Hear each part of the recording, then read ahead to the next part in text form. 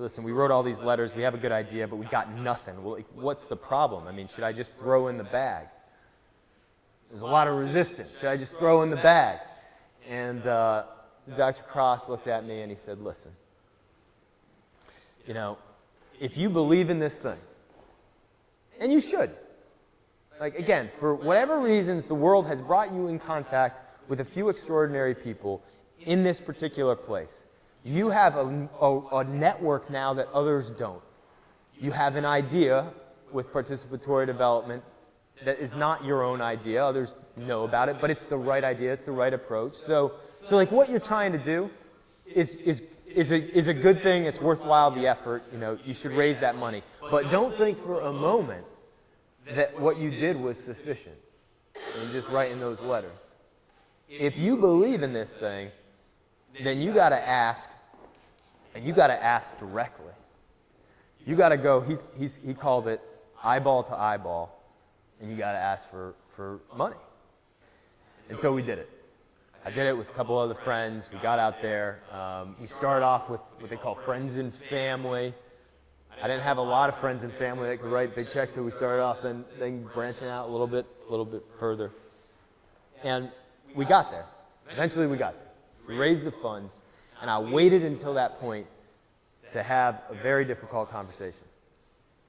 And this was a conversation with my commanding officer, Major Alan Boothby, who was a Marine Corps sniper.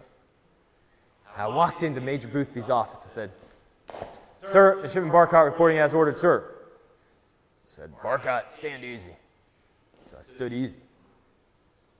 And I told him what we had done, that we had started an organization, we had raised some money, and then I put out the difficult ask, which was I wanted to get his permission to take leave from the military as soon as I graduated and like owed them 4 years. I wanted to take leave, unpaid albeit, but unpaid leave for 4 months to go start this organization with Salim and the team on the ground. And he looked at me, sort of like some of you are looking at me right now. And he pointed his trigger finger at me. And he said, "Barcott, you are one odd bird." I was like, "Yes, sir. Odd bird, sir. What do you think of that proposal?" And Major Boothby stepped back and he said, "You know, I'm going to support it. I'm going to support it because because you had the stones to ask." I believe that was a gender-neutral comment, but that's what he said. And he said, "You got the stones to ask." And by the way, it's hard to ask, and it's hard to take initiative.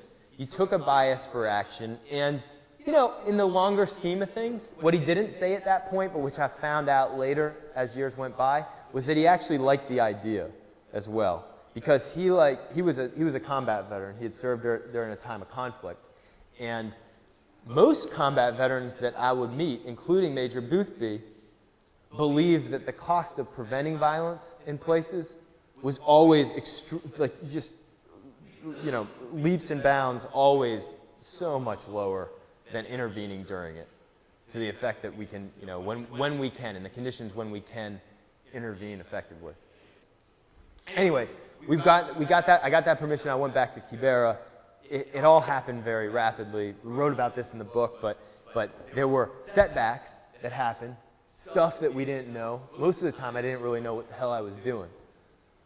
But I'd kind of get through that by listening to people, and not just listening to one person, but having multiple conversations and trying to get to the truth, or my understanding of the truth, by having multiple conversations. And so we got back to Kibera, and eventually Salim joined up. And then as soon as Salim joined up on the team, we built the sports program as the first kind of linchpin, this soccer program. And it was remarkably easy because I wasn't running it.